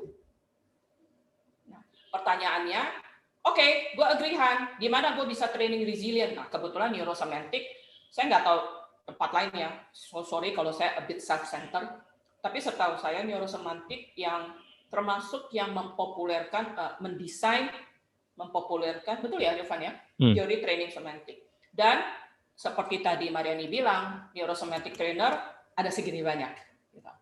Dan some of them, beberapa itu buka kelas publik, beberapa ada di perusahaan. Jika Anda mengenali foto, oh itu kayaknya satu tuh ya, ada tuh di grup gua gitu ya. Langsung todong aja suruh bikin training resilience buat Anda. Gitu. Atau Anda bisa cek ke website kita, ini adalah website trainer, tidak semuanya karena panjang ke bawah. Dan kita bisa mulai dari sono. Oke, terakhir 3 hal. Understand the strategy, Survival strategi, turnaround strategi, setiap industri berbeda-beda. Anda perlu menguasai itu. Dan jangan nyontek. Karena kalau ekosistem lagi hancur lebur kayak gini, kemampuan menemukan strategi sendiri itu mungkin lebih bisa membantu kita segera menuju ke thriving. Yang kedua, mindset survival beda, mindset ketika turnaround juga beda. Kenali mindset yang dibutuhkan. Yang ketiga, membangun resiliency. Okay, I send it to you back, Irfan. You can pick up from there. Oke. So Hani bilang bangun resilience kita. Dan bagaimana Neurosemantics bisa membantu kita untuk membangun resilience kita. Pertama paham dulu. Resilience itu ada stages-nya.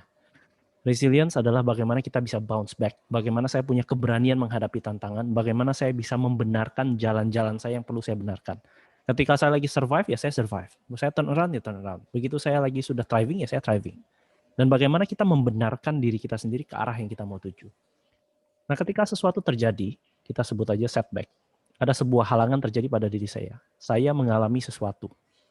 Entah itu kesehatan, finansial, atau apapun itu. Dan ketika saya mengalami setback, biasanya yang akan saya alami adalah saya akan masuk ke dalam emotional roller coaster.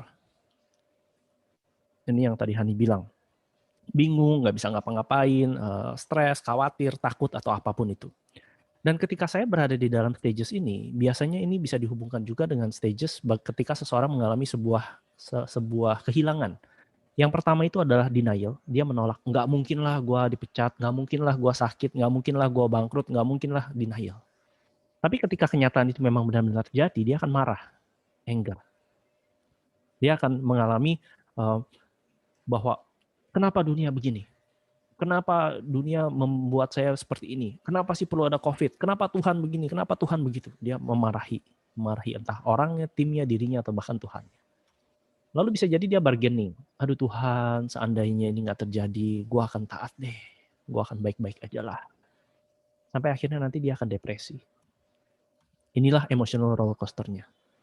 Dan sedangkan ketika dia sudah bisa melewati ini semua, ciri-cirinya adalah dia bisa menerima, acceptance.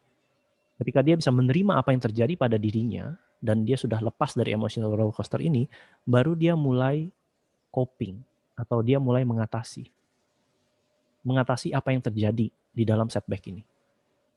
Dan setelah dia bisa mengatasi, baru dia nantinya akan mastering, yang tadi Hani bilang, menguasai keadaan. Dan disinilah ketika dia sudah bisa seperti ini, dia bisa mengatakan bahwa I am back. Saya kembali, saya resilience. Ini adalah stages dari resilience. Di mana kita dengan apapun yang sedang kita alami saat ini, apakah saya sedang mengalami kejatuhan? Atau apakah saya sekarang sedang dalam perasaan-perasaan yang sebenarnya nggak berguna banget buat saya? Atau saya sedang berusaha membangun kembali apa sisa-sisa dari apa yang membuat saya jatuh? Atau sekarang saya sudah oke, dan bahkan saya siap untuk kembali? Baik ini di dalam perusahaan atau baik ini pun di dalam sebuah individual di dalam diri kita.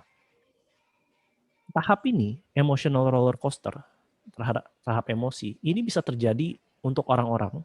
Ada orang yang bisa berdiam di dalam tahap ini mungkin 1 minggu. Tadi kan ditanya seberapa cepat, seberapa berat. Ada yang sampai 20 tahun, 30 tahun. Atau bahkan sampai akhir hidupnya, dia tidak bisa melepaskan emosi ini. Sehingga seumur hidupnya dia nggak bisa bangkit kembali. Ketika dia sudah gagal dan dia nggak pernah bangkit lagi, dia akhirnya meninggal mati di dalam kegagalan. Itulah kenapa di dalam kuburan itu paling banyak mimpi yang tersimpan. Banyak sekali mimpi-mimpi yang mati bersama dengan orang yang padahal sebenarnya dia punya potensi untuk melaksanakan. Dia punya potensi untuk thriving, tapi dia tidak mampu melewati tahap survival-nya. Nah, disinilah bagaimana Neurosemantics bisa membantu kita. Neurosemantics akan mengajarkan kita seperti ini. Untuk saya bisa punya resilience, maka ada beberapa hal yang perlu saya miliki. Yang pertama adalah saya menjaga pikiran saya. Karena kita mengalami kenyataan di dalam dunia pikiran kita dan bukan di luar dari diri kita. Menjaga pikiran itu berarti saya memegang kendali. Saya mengendalikan apa? Pikiran saya mengendalikan perasaan saya mengendalikan kata-kata saya, dan saya mengendalikan perilaku saya. Dan ini yang saya pertanggungjawabkan sebagai tanggung jawab saya sebagai tuan atas diri saya. Sehingga saya memiliki tanggung jawab untuk saya bisa mengendalikan diri saya. Dan saya bahkan melepaskan tanggung jawab saya dari orang lain. Ini yang pertama, saya punya kendali. Untuk punya resilience yang kedua adalah saya perlu bisa punya yang namanya kepercayaan diri.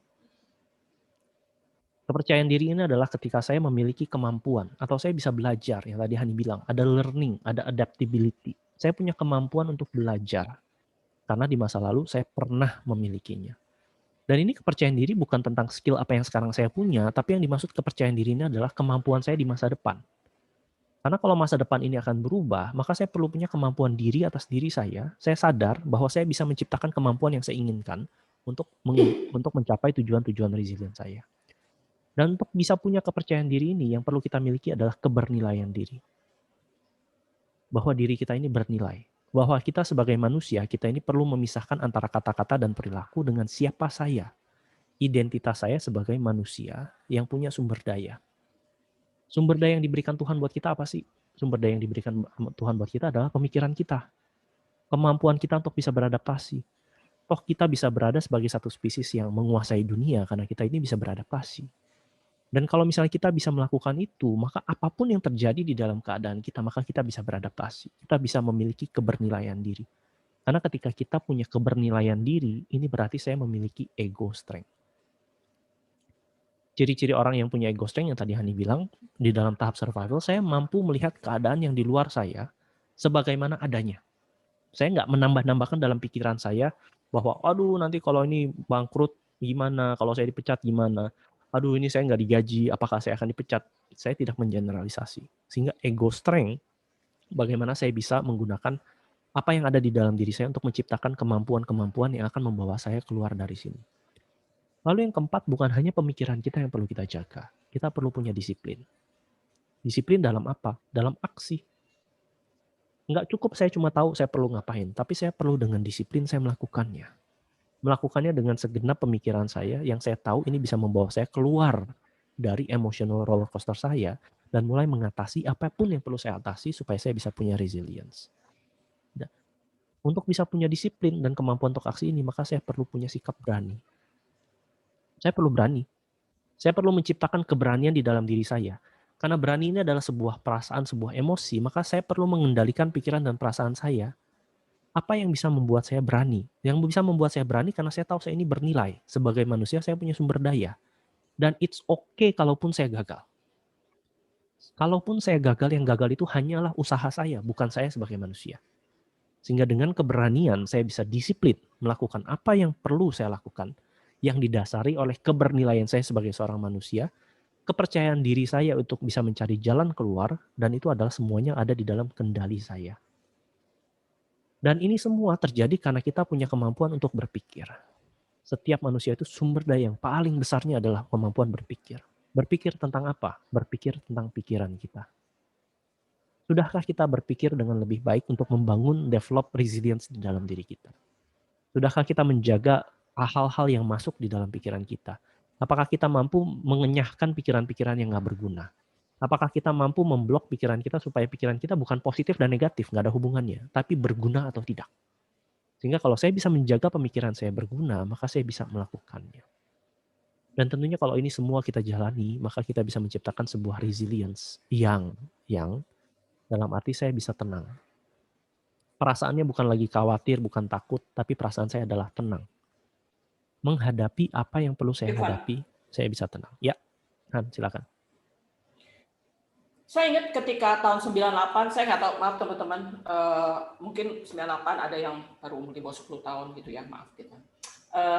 Tapi saya ingat sekali ke tahun 98 ketika krisis ekonomi, saya mempelajari apa yang dilakukan oleh board saya saat itu strateginya gitu. Dan saya ingat tahun 2013 itu ada subprime mortgage. Van, suara saya itu ya? Enggak. Suara saya putus-putus. Oke, lanjutkan sih. Enggak putus-putus, oke. Enggak. Ya, saya ingat sekali tahun 2013 ada subprime mortgage gitu ya, problem. Saya juga mempelajari apa yang board saya lakukan gitu, strateginya. Tapi yang membuat perbedaan adalah Oke, ada yang gaung di saya. Di kita fine kok sih. Fine ya, oke. Jadi, tapi bedanya tahun 98 dengan 2013, saya pikir dengan 2006 itu, saya sudah ngambil NLP. Jadi ketika betul-betul case terjadi 2013 dan kita masuk di krisis, saya mampu menghadapinya dengan lebih tenang. Dan salah satu yang saya pikir menjadi kekuatan saya adalah saya mempelajari tentang cara berpikir manusia, metaprogram. Kita mulai tahu, oh itu metaprogram mismatch, match gitu ya, global, detail gitu ya, dan perilaku ketika stres. Karena dia akan mengalami kecenderungan tertentu. Dan itu secara tidak langsung dengan memahami cara berpikir orang, itu membuat saya mampu mengendalikan rasa tenang saya sendiri. Karena people is more than their behavior. Gitu. Jadi saya cuma mau nambahkan gitu sih. Jadi teman-teman, maksud saya adalah kita punya pengetahuan itu penting. Tahu industrinya itu lebih penting. Pernah ngalamin kejatuhan karena krisis ekonomi itu lebih penting. Tapi mampu memahami cara berpikir manusia sehingga membuat kita punya pilihan ketika menghadapinya, menurut saya itu yang menentukan. Dan dengan itu kita bisa membangun resilience kita dengan lebih baik lagi. Nah, untuk membangun resilience dengan tenang, ada satu kuncinya. So, karena waktu kita tinggal beberapa menit. Sorry ya, Dan, ambil waktu 5 menit ya. So, kuncinya adalah optimism. Mungkin kasih tanya jawab kali ya. Ya, habis ini kita tanya jawab ya. Kuncinya adalah optimism. Optimism ini adalah bagaimana saya menjelaskan masa depan kepada diri saya sendiri. Apakah kita mampu menjelaskan kepada diri saya tentang masa depan yang akan saya hadapi? Kalau masa depan yang saya jelaskan pada diri saya sendiri itu adalah masa depan yang menakutkan, nggak berguna, semuanya kacau balau, hancur, maka otomatis kita akan menjadi orang yang pesimis. Sedangkan orang yang punya optimism itu bukan juga berarti melihat masa depan lalu hanya lihat yang bagus-bagusnya aja, enggak. Orang yang punya optimism, dia bukan hanya mampu menjelaskan apa yang terjadi di masa depannya dia, dalam apa yang tantangan-tantangannya dia, tapi dia tahu kalaupun ini adalah sesuatu yang tidak baik di dalam masa depannya, tapi dia bisa tenang menjelaskan kepada dirinya apa yang dijelaskan, sumber daya di dalam dirinya. Sumber daya yang akan memampukan dia untuk melakukan, untuk punya aksi. Untuk bisa melakukan apa? Melakukan aksinya untuk apa? Untuk bangkit. Sehingga teman-teman kalau mau punya resilience, dari saya hanya satu, jaga pikiran kita. Menjelaskan kepada diri kita bahwa kita ini manusia. Kita ini punya sumber daya. Kita ini bisa menciptakan ketenangan di dalam diri kita untuk bisa bangkit di dalam menghadapi apapun yang perlu kita hadapi. Dan apapun yang kita hadapi itu yang tadi Hani bilang, ini cuma kejadian. Semuanya akan lewat kok.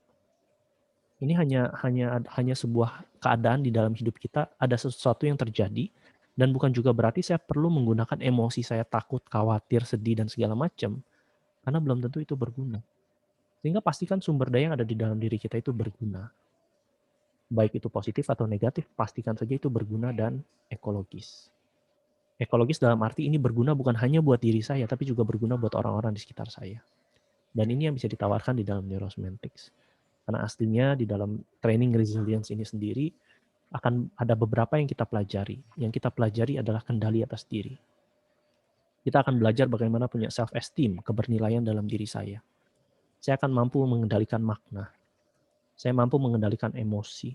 Saya mampu mengendalikan intensi. Saya tahu tujuan saya. Saya tahu bagaimana saya bisa untuk menciptakan sebuah pembelajaran atas apa yang terjadi di dalam hidup saya, apa yang baik, apa yang buruk. Saya akan belajar punya optimisme. Saya akan belajar membangun resilience saya. Dan ini semuanya dikendalikan oleh bagaimana kita memaknai di dalam kendali. Dan yang terakhir adalah bagaimana saya beraksi, punya action, menutup knowing dan doing. Jadi saya bukan hanya sekedar tahu, tapi yang tadi Hani bilang, saya melakukan. Dan inilah training yang ditawarkan oleh neurosemantics untuk kita bisa punya resilience. Nanti teman-teman ininya juga akan dibagikan PowerPoint-nya. Nanti akan di-sharekan, tergantung caranya. So itu bagaimana kita bisa mengendalikan diri kita dengan secara optimis, tahu saya ini manusia, saya punya sumber daya, apapun yang terjadi akan lewat, tinggal bagaimana saya melakukan aksi yang memberdayakan, memampukan saya untuk bisa lewat, baik secara individual ataupun di dalam organisasi ketika kita survive, atau ketika kita turn around, atau bahkan sudah thriving. Dan ini yang bisa ditawarkan oleh Neurosemantics. Han? Password, Han? Oke, enggak. Kita ke tanya jawab aja. Oke, Ini ada so, satu silakan. komentar sih dari Pak Aceng ya. Mungkin Irfan bisa komen. Yang mana ya? Ini udah ketutup. Pak Aceng. Oh, Aceng apa Pak Agus? Ada Pak Agus nih. Dan, Sambil menunggu iya. pertanyaan dari teman-teman lain. Oke. Bagaimana membedakan ekologi dan pseudo-ekologi based on personal ego? Nah, ini bedanya. Kalau kita punya personal ego. Oke, Ya. Kenapa? Ada pertanyaan ini, Coach Irfan ini, dari Pak Agus. Ya, Coach ya. Irfan, bagaimana Ya. membedakan nih Ya, ekologi dan pseudo-ekologi based Ya. on personal ego? Silakan, Coach Irfan. Jadi gini. Dan teman-teman, kita tunggu pertanyaan teman-teman juga, silakan. Bagaimana kita membedakan mana yang ego untuk diri sendiri, mana yang ekologi. Bedanya simple. Ego ini ada kepentingan tertentu. Kepentingan tertentu dalam arti gini. Lebih kepada bagaimana saya menyamankan diri saya sendiri. Biasanya sifatnya win-lose. Sedangkan ekologi ini sifatnya seimbang. Seimbang ini win-win biasanya. Kalaupun ada yang lose, maka saya tahu dengan sadar kenapa ini lose, dan saya bisa terima konsekuensinya. Sifatnya kalau ego ini hanya mementingkan self atau diri sendiri, self-esteem, saya bukan hanya mementingkan diri sendiri, tapi juga saya mementingkan others. Jadi bukan pseudo-ekologi. Ego biasanya punya agendanya biasanya adalah untuk membuat diri sendiri nyaman, diri sendiri oke, atau dia perlu merasa aman dengan apa? Dengan status, dengan jabatan, dengan uang, alias nyamannya dia di dalam ego diri dia perlu syarat. Sedangkan ekologi yang didasari oleh self-esteem, ini nggak perlu syarat. Syaratnya ditentukan oleh beramai-ramai. Jadi bukan hanya apa yang terjadi pada dirinya, tapi yang terjadi juga kepada orang-orang di sekitarnya. Jadi kemungkinan bukan pseudo-ekologi, tapi hanya lebih kepada egonya. Karena pseudo-ekologi itu berarti kan sesuatu yang sifatnya mungkin nggak ekologis, tapi dia pikirkan ekologis. Dan ini akan sangat banyak ditentukan dari kriteria bagaimana orang itu menentukan mana yang lebih dipentingkan, dirinya atau orang lain. Begitu Pak Agus. Semoga itu menjawab. Hani ada mau tambahkan? Ya, oke. Ya, it's quite clear. Ya. Silakan Den, yang mana lagi Den? Thank you, Coach Irfan. Berikutnya lagi adalah ada pertanyaan dari Pak Aceh, gitu ya. Yaitu secara teori banyak yang sudah selesai, paham, tapi praktek mengendalikan pikiran saja masih sering masalah. Bagaimana solusinya? Terima kasih. Han, do you want to answer this one? I think menurut saya pikiran bukan untuk dikendalikan. Nggak ada rantai, nggak ada kenop-kenop yang kita mesti kendalikan. Menurut saya sederhana aja sih. Satu, kita perlu punya knowledge gitu. Apa yang kita mau lakukan. Banyak orang yang merasa, gue nggak bisa ngendali pikiran gue lari-lari. My monkey mind is so monkey gitu. Well, yeah. I cannot meditate karena my monkey mind. Yes. Menurut saya, mungkin mengendalikan pikiran bukan objektifnya kalau saya Pak Aceng ya. Menurut saya sih. Pertama adalah punyalah pengetahuan tentang apa yang Anda mau lakukan. Apa yang mau kendalikan di luar sana menurut saya. Ya. Kalau kita punya pengetahuannya dan tanyalah, skill-nya enggak. Ya. Dan saya belajar ini ketika saya belajar meta coaching terus terang. Di awal saya sangat struggle gitu dengan meta coaching. Dan saya sadar gitu. Gua tahu itu coaching tapi saya cuma tahu sepotong. Saya benar-benar tidak tahu konteksnya mesti bagaimana pertama. Kedua, udah tahu coaching metodenya, gue punya skill-nya enggak ya? Ya. Gue tahu nggak clarity question itu apa? Saya tahu nggak mesti ngapain? Saya nggak tahu meta program global itu mesti hadapi dengan cara apa gitu. Dan kalau kita memiliki pengetahuan itu dan setiap hari kita mengelola skill-nya dan kita punya goal yang tepat ya Pak, yang goal yang spesifik, kita akan menemukan bahwa kita mampu memahami pikiran kita sendiri. Dan pada titiknya kita nggak perlu capek-capek mengendalikan. Dia akan fit sendiri di situasinya. Menurut saya sih itu. Kalau saya nggak akan mulai dengan mengendalikan pikiran terus terang. Kalau itu jawaban saya sih. Mungkin bukan mengendalikan tepatnya Pak Aceh. Mungkin bertanggung jawab atas. Hingga saya bertanggung jawab atas pikiran saya. Karena dengan bertanggung jawab atas pikiran saya, maka saya menjadi tuan atas pikiran saya.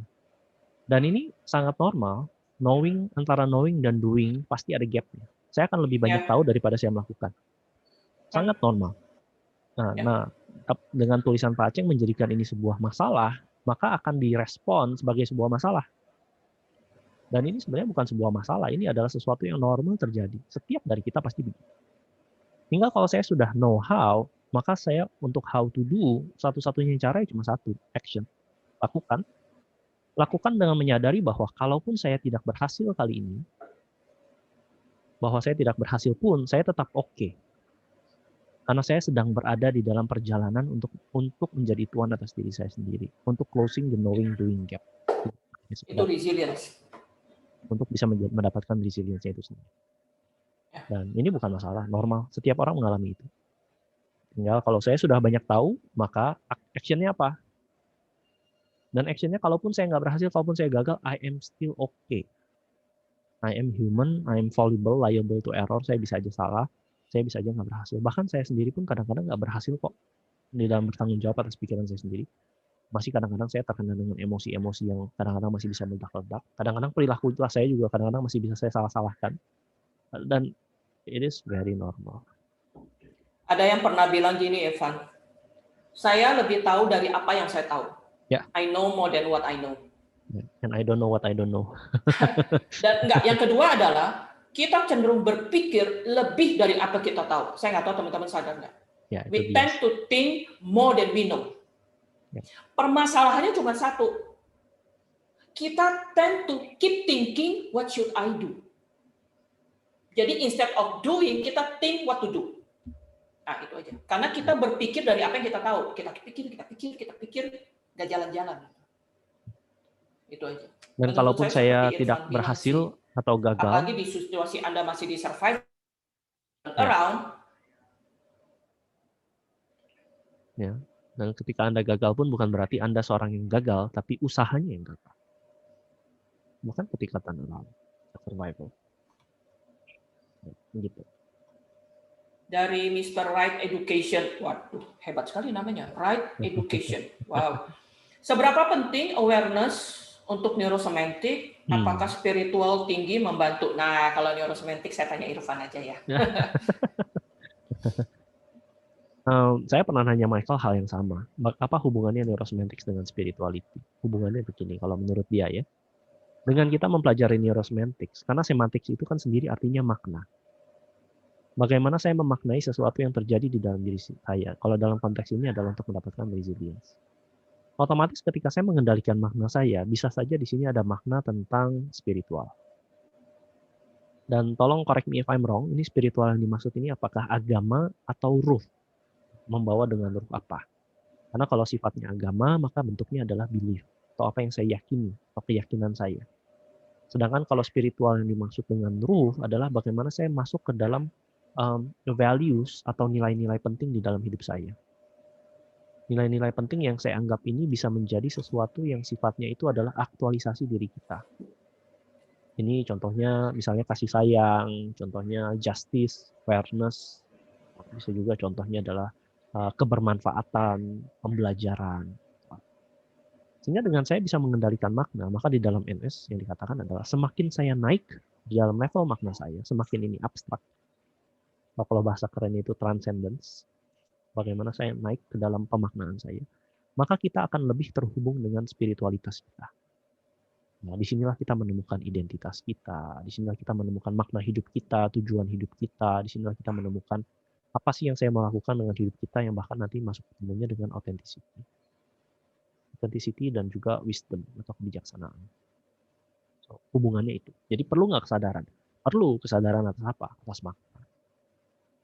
Kesadaran atas bagaimana saya memberikan arti terhadap sesuatu. Jadi Kalau saya mungkin akan menambahkan gini untuk siapapun yang Mr. Right Education ya. Mas Mungkin Roni. kita udah belajar brain kita tuh ada 3 gitu kan, crocodile brain, cognitive brain, ya mamal sama kognitif gitu. Kalau kita hidup hanya dari crocodile brain, berarti kita melakukan sesuatu dengan otomatis gitu. Kita jarang sadar, sikat gigi, nyetir mobil, atau marah-marahin orang, udah kebiasaan gitu ya. Gitu. Nah, kalau kita melatih awareness kita, berarti kita sedang mulai membangun cognitive brain kita. Gitu. Jadi kalau ditanya, menurut saya nggak cuma untuk neurosemantic. Generally, kita akan menemukan di banyak either di meditasi, kita olahraga, kita bernyanyi, gitu ya. Kesadaran itu penting. Kalau in neuroscience, saya pikir itu melatih kita punya cognitive brain. Ya. Gitu. Apapun caranya. Ya. Itu menurut saya sih. Dan banyak sih ini bisa disebut sebagai EQ, bisa disebut sebagai SQ, spiritual quotient-nya, EQ-nya. Lebih kepada bagaimana saya mengendalikan diri saya supaya saya nggak reaktif dan hanya menggunakan crocodile brain saya, lizard brain. Dan bukan hanya menggunakan emosi saya, tapi secara sadar saya menggunakan kognitif saya. Jadi saya pindah dari reaktif kepada proaktif. Karena dari reaktif ini di sini ada aktif, di sini ada inaktif. Bagaimana saya bisa proaktif untuk mencapai resilience dan tujuan-tujuan. Oke, suaranya agak kepotong-potong di aku. Kepotong-potong kah yang lain? So, tujuannya adalah bagaimana kita pindah dari reaktif ke proaktif. Sebelum proaktif, kita perlu aktif untuk menghindari yang inaktif. Sehingga SQ dan EQ adalah ketika saya bisa proaktif dalam membangun resilience saya. Itu sih. Oke? Oke, mungkin saya masuk dulu. Irfan, suaranya agak kepotong. Ya, silakan Han, lanjutkan. Oke, ada pertanyaan dari Coach Eko. Bagaimana melatih pikiran untuk senantiasa optimis? Irfan, tolong ada jawaban. Bagaimana optimism? Suara saya sudah oke kah? Halo. Halo. Suara saya oke? Apakah suara saya sudah oke? Coach Irfan, suaranya. Sebentar ya. Oke. Den, suara saya hilang ya, Den? Sudah oke kah? Suaranya Ani ada, suaranya Coach Ani ada. Suaraku sudah oke, Dan Dan? itu saya jawab dulu ya. Sisa pertanyaan Coach Eko. Waktu kita sisa beberapa menit ya.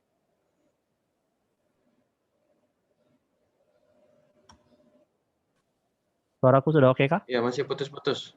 Masih putus-putus ya. Internet saya lagi ini ya.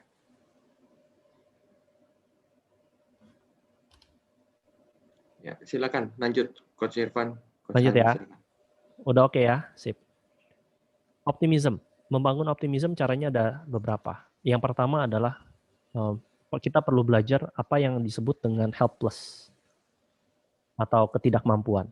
Ini terjadi ketika kita terjebak di dalam pemikiran bahwa apa yang terjadi pada diri saya yang jelek-jelek ini terjadi untuk selamanya dalam segala hal, dan ini karena saya, personal. Penyebabnya adalah saya. Dan ketika ini kita lakukan, maka yang terjadi adalah kita akan jadi helpless atau tidak berdaya. Untuk bisa optimis, kita perlu berpikir sebaliknya. Hal-hal yang tidak baik yang terjadi pada diri saya ini bukan selamanya, tapi hanya saat ini. Lalu yang terjadi ini bukan di dalam segala hal, tapi di dalam konteks tertentu. Apakah hanya dalam pekerjaan, hanya dalam keluarga, dalam spiritual, dalam sosial, apa? Hanya di dalam satu konteks tertentu.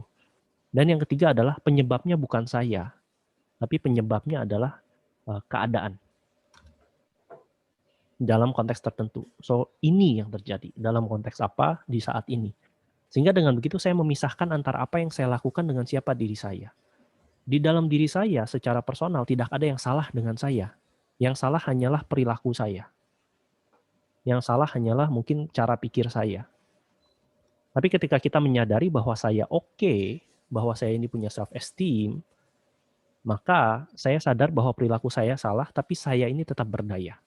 Dan disinilah baru kita bangun optimism.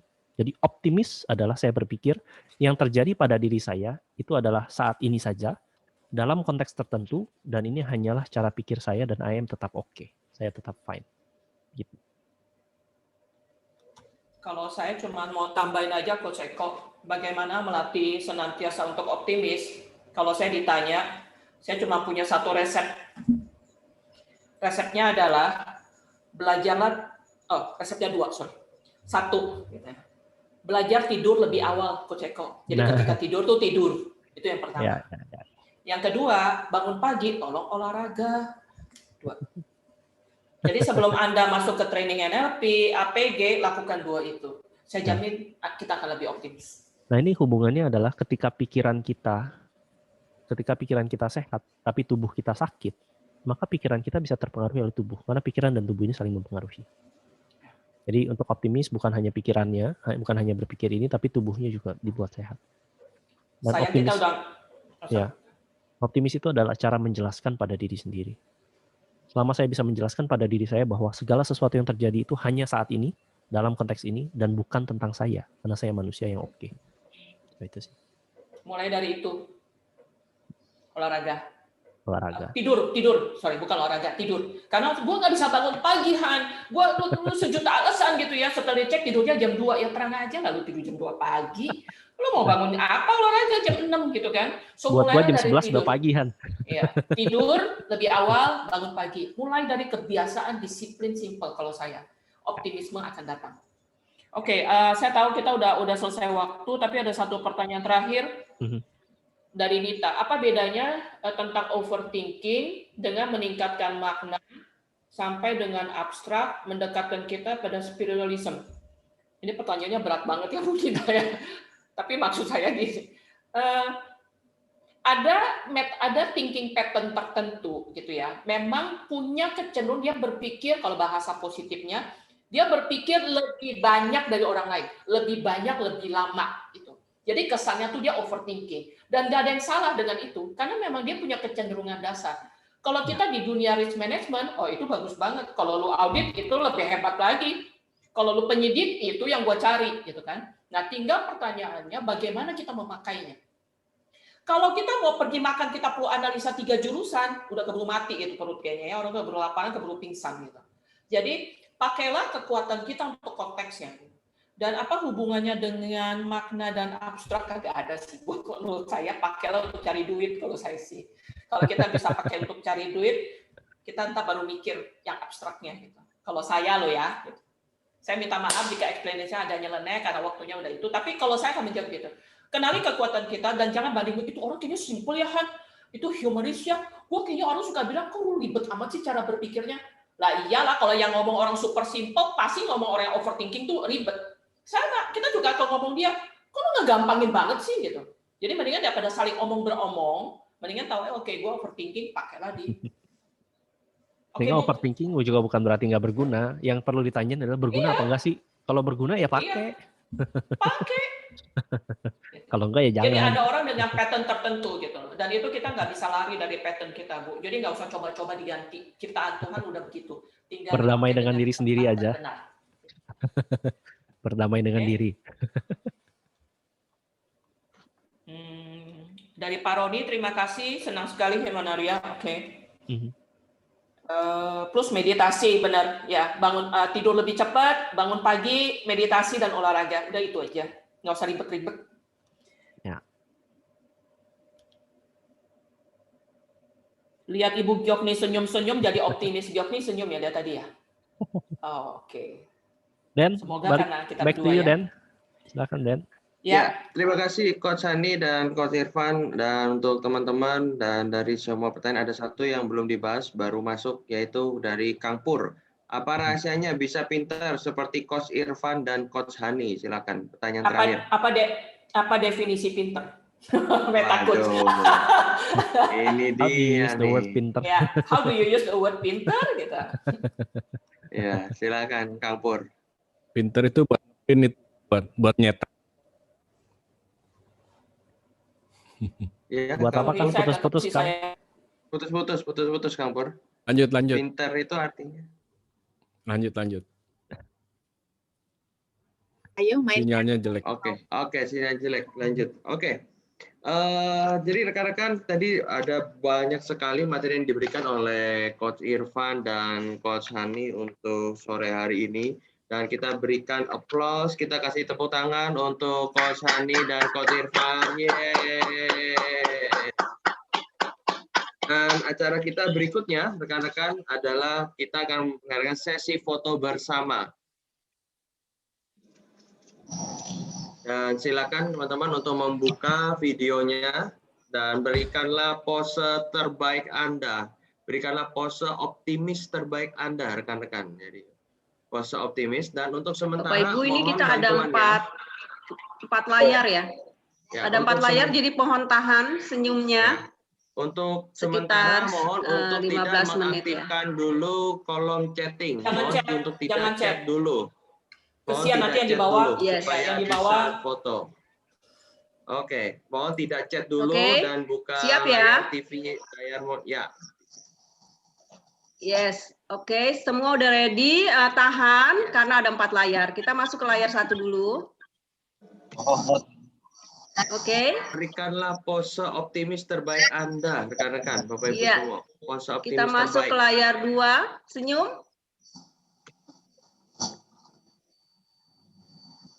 Layar 3. Senyum. Yes. Layar 4. Mari senyum ibu-ibu. Bentar ya. Bapak-bapak. Oke. Rasanya cukup sudah 4 dapat ya? Ya. Baik, terima kasih. Terima kasih Dan, teman-teman. rekan-rekan sekalian, untuk pengumuman yang berikutnya adalah rekan-rekan sekarang teman-teman dan rekan-rekan ada di sebuah grup, kan nanti grupnya akan dibubarkan, lalu Anda akan diundang ke sebuah grup yaitu NSNLP Discussion, di mana ini adalah grup WAG yang mengumpul dengan teman-teman semua, dan di dalamnya kita akan banyak membahas tentang NSNLP, Neurosemantic NLP. Dan itu dari kami, dan nanti di sana pun kami akan memberikan banyak pengumuman, terutama juga berikutnya lagi adalah ini adalah Insitalk, nanti ada McCafe, dan teman-teman akan banyak belajar di situ. Orang bapaknya Dan juga bagi yang mau belajar resilience lebih dalam, silahkan. Oke, dan bagi yang mau belacer resilience nanti bisa belajar di situ. Dan tadi dari Coach Irfan untuk slide-nya nanti akan dibagikan ya, Coach Irfan? Iya, nanti aku share. Oke, baik. Kalau gitu rekan-rekan semuanya, saya ucapkan terima kasih untuk panitia yang hari ini sampai hari ini terus sehingga acara ini berlangsung dengan baik. Juga untuk narasumber kita sore hari ini yaitu Coach Irfan dan Coach Hani. Dan tidak lupa untuk teman-teman, untuk kita semuanya yang sampai sore ini terus belajar, kita kasih tepuk tangan buat kita semuanya, rekan-rekan. Yes. Dan terima kasih banyak dari panitia, juga kami mengucapkan terima kasih untuk keikutsertaannya di sore hari ini, dan sampai jumpa lagi di acara berikutnya. Sampai jumpa. Sampai jumpa. Thank you. Thank you, dan thank you semua. Bye. Terima kasih. Thank you semuanya.